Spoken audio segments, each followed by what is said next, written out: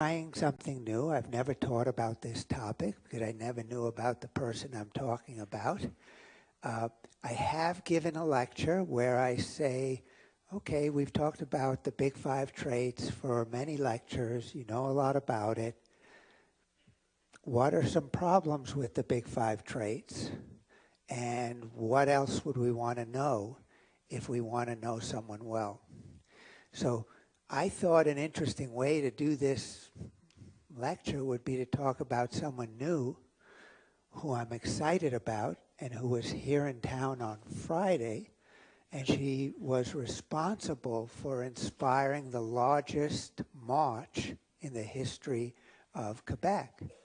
So 500,000 people walked over to Park Avenue and then went on a 4-kilometer march for the climate. And it was all led or inspired. I'm sure there were many groups involved, but there's one person without whom I don't think any of this would have happened, and her name is Greta Thunberg, or Tunberg. Does anyone know the correct pronunciation? I know the Greta part. It's the Tunberg part. Do you pronounce the H in the th, or do you just say Tunberg? What's that? Tunberg, so there's no H. Okay, my daughter's been criticizing me when I say it, so she's correct. She says there's no H. Okay.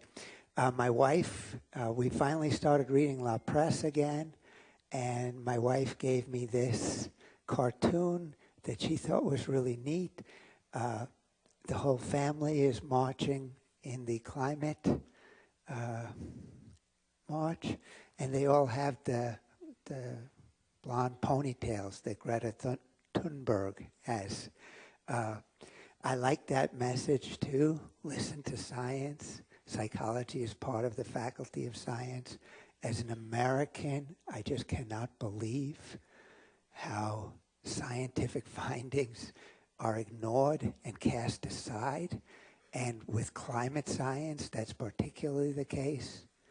My wife told me that the same people who have infiltrated climate science and cast some doubts, it actually was in the 1950s and 60s when the tobacco companies were being accused of poisoning people.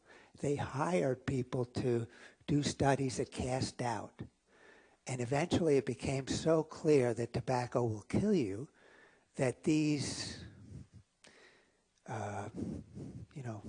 researchers, scientists shifted, and they shifted over to the fossil fuel industry.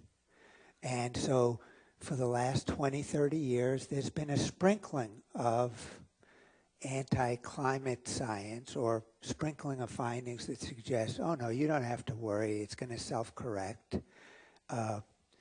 But Greta has a really clear message about this. You'll hear it shortly. Okay. So I'm using Greta Thunberg. I'm using Greta. I'm not even going to say her last name anymore. She's from Sweden. She's 16 years old. What I didn't realize when I first saw her and I planned this talk is that she was diagnosed with Asperger's syndrome, which is a neurodevelopmental disorder. That particular name isn't even included in the latest DSM. Now the term would be mild autism disorder. It's controversial because Asperger's doesn't have quite the stigma as a label of autism for many people. She thinks of herself as having Asperger's. But this complicated my lecture because I feel I have to tell you about Asperger's, and I'm not an expert on it, but I tried to find information. The other thing, when I started digging into her history, she has other disorders that she's been diagnosed with. So then I remembered that I used to give a lecture about the relation of common mental disorders to the big 5 traits, because there's been a lot of research, so I'll include something about that. So I'm trying to do a few different things. The questions I want to get at is how well can the big 5 traits describe someone's personality, and what else do we need to know about the person? I'm going to show you some film clips They're from last week or they're recently. And you'll see Greta first for just about 2 minutes when she was at the United Nations on an international conference about the climate. This was the first thing I saw about her. It's sad, but I hadn't even heard about her before this. But my wife said, you got to watch this. And it had a real impact on me. Then I had a certain sense of what her personality was like. She came to Montreal. At the end of the day, she gave a speech. I watched that, and my sense of her personality changed. It was very different. As I've learned more about her, I think my understanding of her personality has changed more, and it's gone beyond the big 5 traits. So that's Greta Thunberg. That's the mayor of Montreal. And boy, if I was the mayor's political advisor, I would have said, that picture there is going to be really valuable for you. There's such a sense of closeness and almost girlish humor between the two of them. And a lot of Montreal's a pretty liberal city. And having the face of, standing up for the climate next to you like that. She was given the key to the city of Montreal. My daughter said, what can you do with that key? What does it open up? And I said, maybe you could take the metro for free whenever you're in Montreal. I don't really know, but it's an honor. Okay. So I'll briefly show you the little speech she gave, but right before she gave her speech, I think she only had 2 minutes. They invited some youth leaders from around the world. She knew she only had 2 minutes, but she was waiting to go on, and President Trump walked by, and she just stopped, and she stared, and she made a face. You could watch this on film, and I think what's coming across is shock, anger, maybe verging on fury. There's no fearfulness, there's no distraction, it's single-minded, I am looking at the most hateful person in the world, is what that's communicating to me. I might be projecting a little bit. But it's an arresting photo. It actually reminds me, if you watch the show Stranger Things, there's a character, 11, who has a superpower where she looks at you and she can, like, telekinesis. She could make you go fly into a wall or something. She reminds me of 11, the way she's looking at Trump. Okay, so now I'll go to the videos. One of them is saved on, here it is. This is only about a minute and a half. I'll put the CC on. Watching you.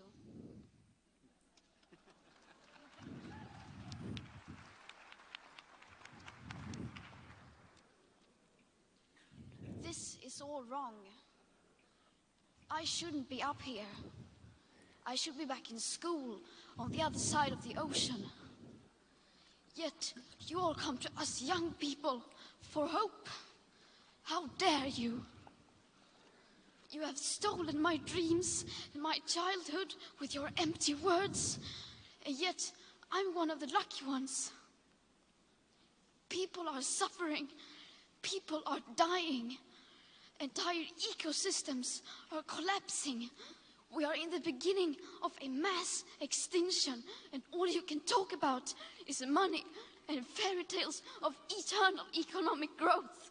How dare you?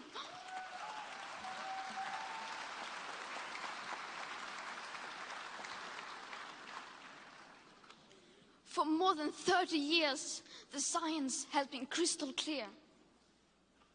How dare you continue to look away and come here saying that you're doing enough when the politics and solutions needed are still nowhere in sight. You say you hear us and that you understand the urgency. But no matter how sad and angry I am, I do not want to believe that. Because if you really understood the situation and still kept on failing to act, then you would be evil, and that I refuse to believe.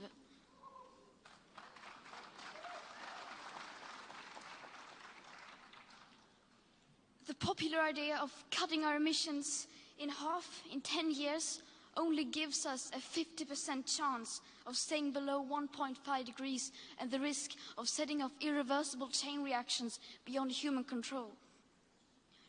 50% may be acceptable to you, but those numbers do not include tipping points, most feedback loops, additional warming hidden by toxic air pollution, or the aspects of equity and climate justice. They also rely on my generation sucking hundreds of billions of tons of your CO2 out of the air with technologies that barely exist. So a 50% risk is simply not acceptable to us, we who have to live with the consequences.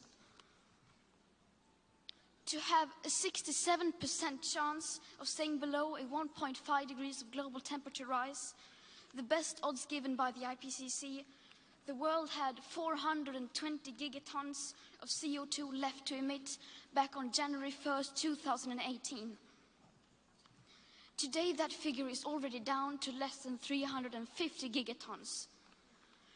How dare you pretend that this can be solved with just business as usual and some technical solutions? With today's emissions levels, that remaining CO2 budget will be entirely gone within less than 8.5 years. There will not be any solutions or plans presented in line with these figures here today, because these numbers are too uncomfortable and you are still not mature enough to tell it like it is. You are failing us, but the young people are starting to understand your betrayal. The eyes of all future generations are upon you. And if you choose to fail us, I say we will never forgive you.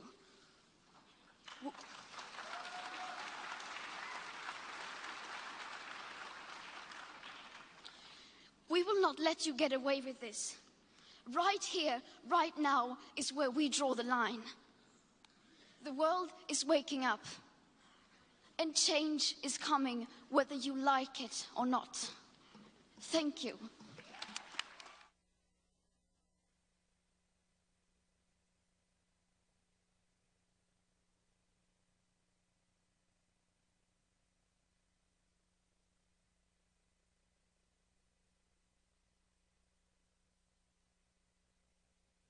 Come to mind regarding how she comes across in that particular speech. She's speaking to world leaders. She was invited as a young climate person. Passionate? Do you want an even stronger term? Yeah, definitely passionate. Yeah, I think that's going to be there. So she's not submissive. Yeah. What's that? Intense. Intensity. In your face, saying things that she knows is going to offend almost everyone in the audience. And definitely passionate. But also accusatory, blaming. What's a term for, like, the end of the world is near? Apocalyptic. But the end of the world, based on her science, is near. The end of ecosystems, it's already happening. But, you know, intensity. So on the Big Five, when I first saw this, first of all, this woke me up. I'm at the dinner table. I'm in my quasi daydreaming state. And my wife puts this on, and oh my gosh, this girl wakes me up. Because you don't often see that kind of directness, that kind of intensity, that kind of passion. But what comes across here for me is social dominance, social confidence. I'm going to tell you the truth. I don't care what you say about it. You've been lying to us all along. I hope you're not evil, but boy, what you've been doing is evil. And the other side of it is on the agreeableness scale. She's not working hard. She doesn't care about empathizing with these leaders. So my guess is she'd come across as on the cold end of the social, the agreeableness scale. Now, I'll show you. So I am kind of characterized as an intense firecracker type. She does something at the end that was risky. I would never try to give these numbers and percentages and that's not good lecture material. There's a lot of details, a lot of numbers. That's something I think that goes with Asperger's. You're all very oriented toward numbers and thinking about numbers and percentages. And so I think some of the Asperger's may be coming through there. Okay, so now I'm going to go to, here she is in Montreal, and I think she comes across quite differently, and she has, the least I could say is she has a lot of range. And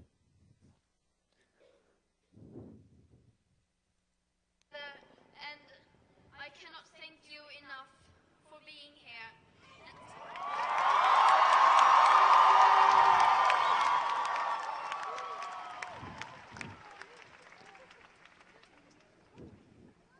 So, around the world today, millions of people are marching right now, and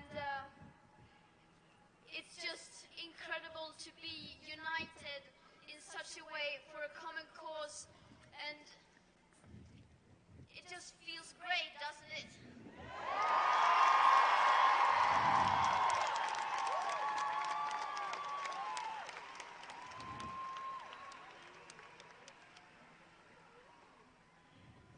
But it feels great to be in Canada. It's a bit like coming home. I mean, you're very similar to Sweden, where I'm from.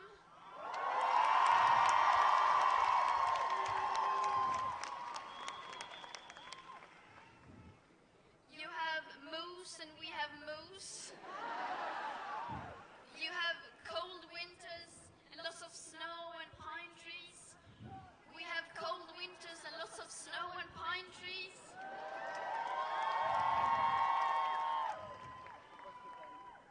You have the caribou, we have the reindeer. You play ice hockey, we play ice hockey.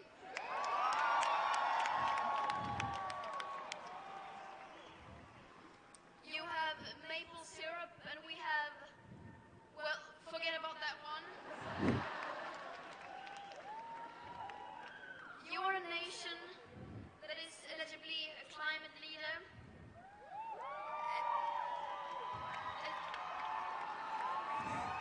And Sweden is also a nation that is eligibly a climate leader. And in both cases, it means absolutely nothing.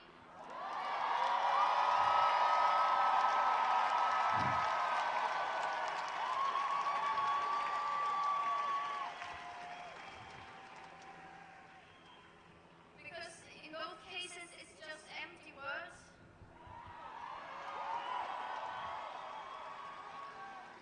And the politics needed are still nowhere in sight. So we are basically the same. Last week, well over 4 million people in over 170 countries striked for the climate.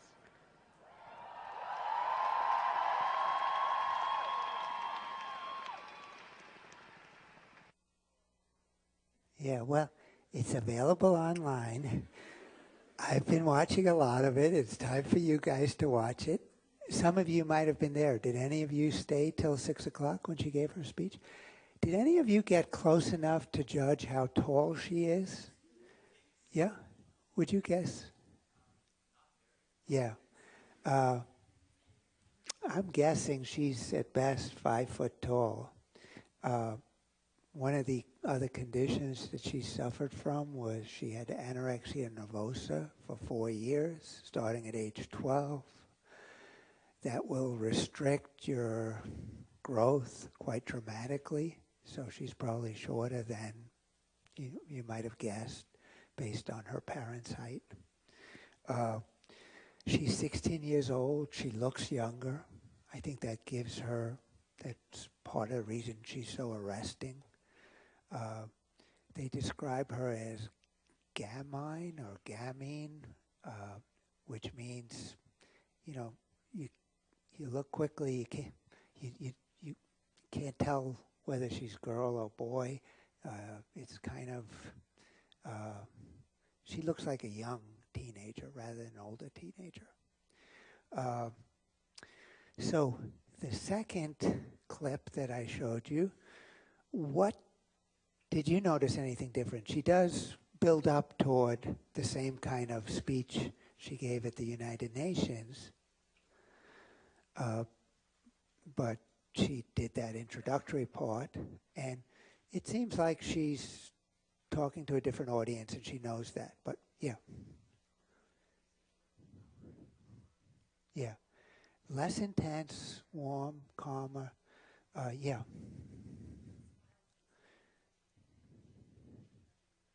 Yeah, you're right. So even just the smiles, and I thought it was so funny when she's talking about your country's a leader, and people start clapping, thinking that she's saying, "Boy, you guys in Canada are great," and she makes a face, not an angry face, but, "Come on, guys, give me a chance to explain how this is not true," and it was kind of a cute kind of thing face that she made.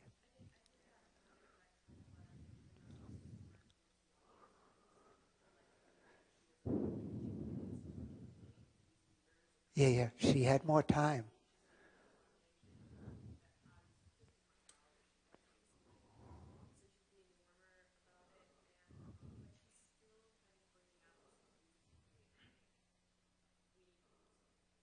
Yeah.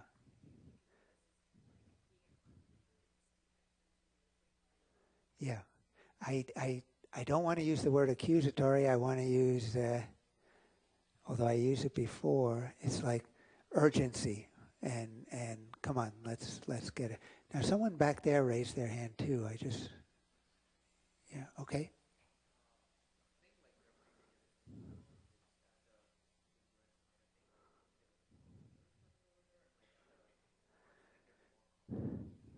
It's more common people and people who believe in this cause. You don't have the conservative opponents wouldn't have gone to this. So you're speaking to the choir, but you still want to get your message across. But, oh yeah, okay. Yeah. So that's one thing I wanted to highlight is that she knows how to adapt to the audience.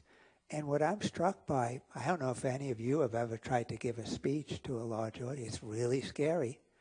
But one of the things you do want to do is be gracious and acknowledge, how happy you are to be here. And you want to build on any connection there is between you and the people in your audience. And she has 5 or 6 things about how Sweden and Canada are the same. And they're accurate, and they're funny, and I would say she puts them in exactly the right order. She could teach this class better than I can. She knows, but so I originally said very high, very low on agreeableness. I think she can be highly agreeable. She uses humor, and I'm going to talk about that because one of the things that's, people with Asperger's and people with autism, one of the defining things is they don't get humor, they don't get sarcasm. And she writes all of her own material. She often improvises. You will hear other things from conservatives, which says she's a propagandist. Someone else is writing the material. There's moneyed interests behind her.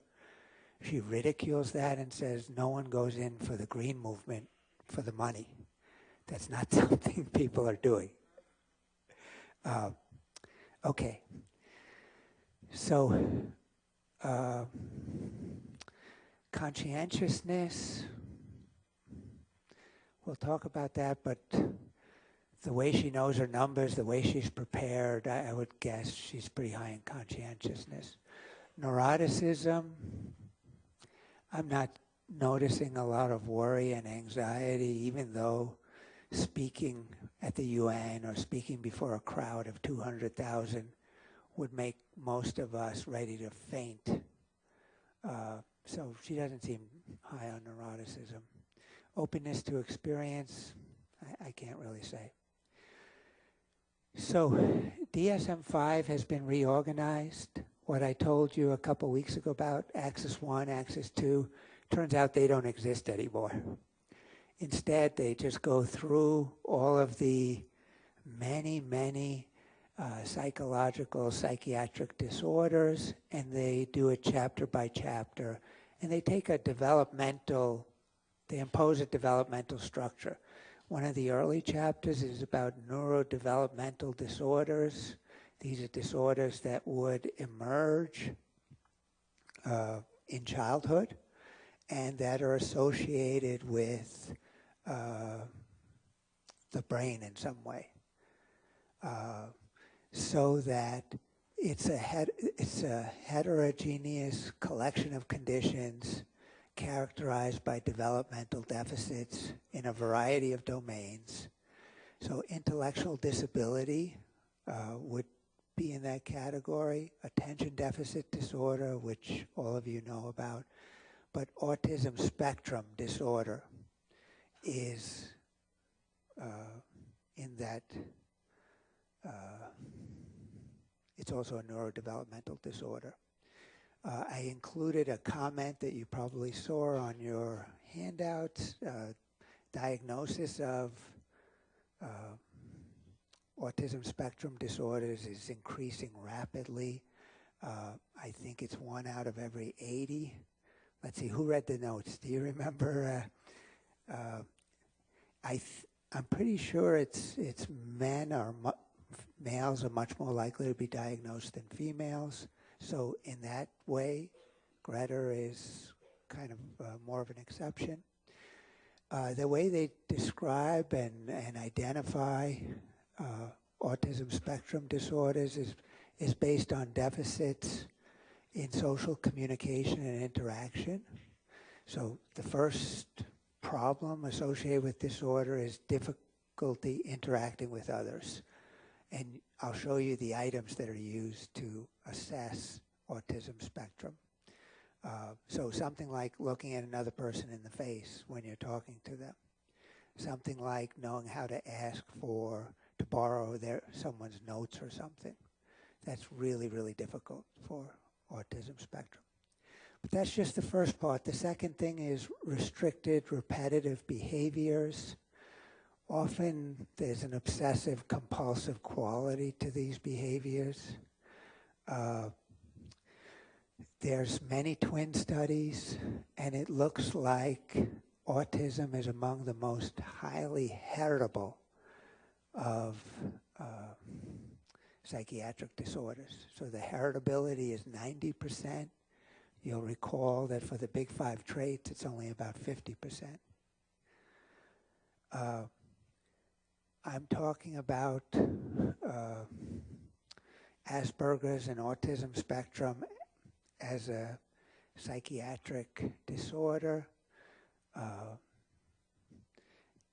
Greta doesn't think of her Asperger's as a disorder. She said, Asperger's n'est pas une maladie pour moi, c'est un don. And she feels it's not an illness, it's not a sickness, it's not a disease, it's a gift or a blessing. There is a movement among people with Asperger's to think about the disorder not as a disease, but as being different. and different in a way that could be a gift.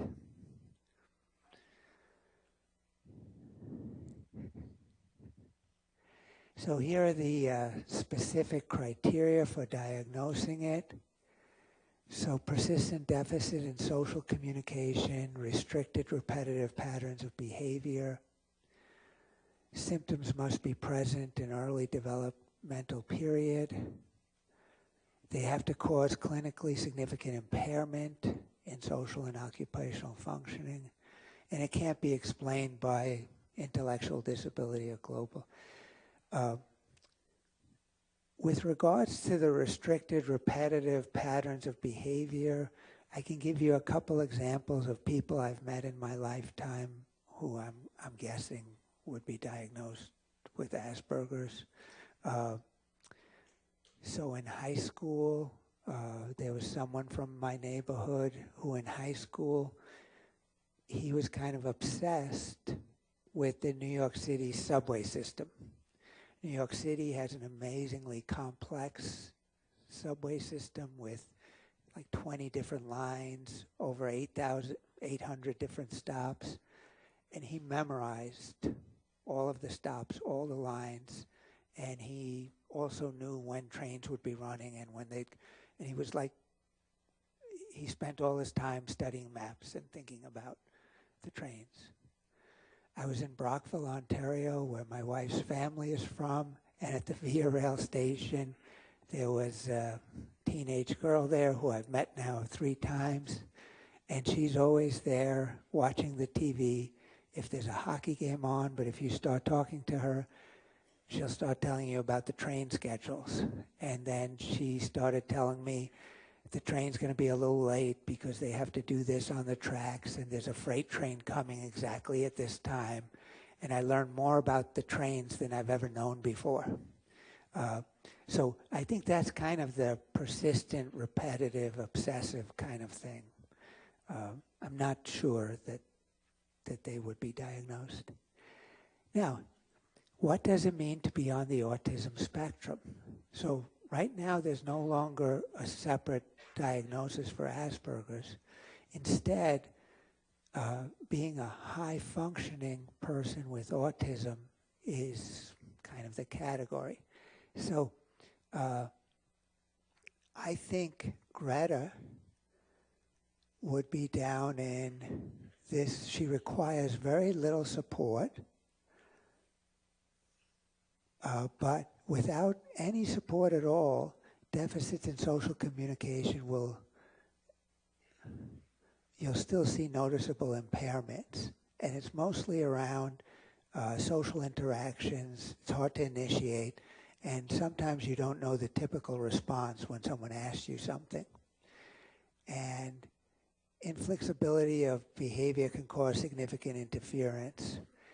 Now, at this level, the least impaired level, sometimes you don't even require a diagnosis. Sometimes you don't need any supports at school or at work.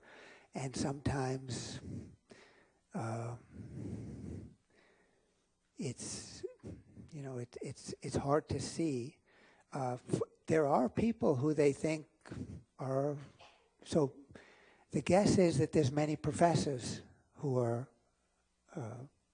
Asperger's, who are high-functioning autism. And it's because one of the things that's associated with this is focus on detail, passion for a particular subject, really sticking with something. And it turns out that's the best way to get tenure and to be successful as a professor.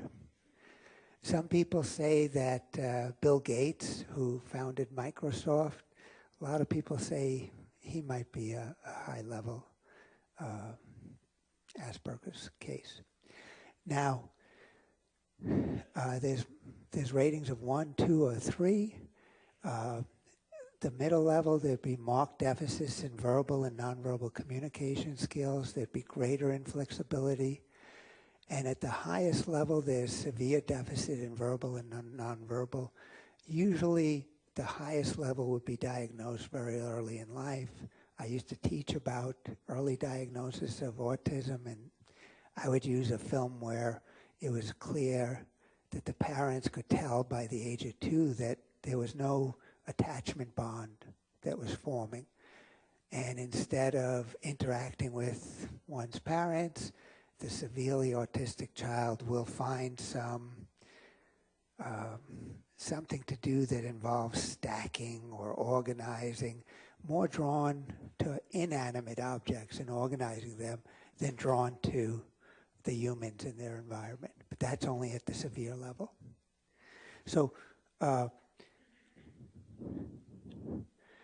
Greta was diagnosed as Asperger's. It took many years for her to be diagnosed. The parents struggled figuring out what her problems were.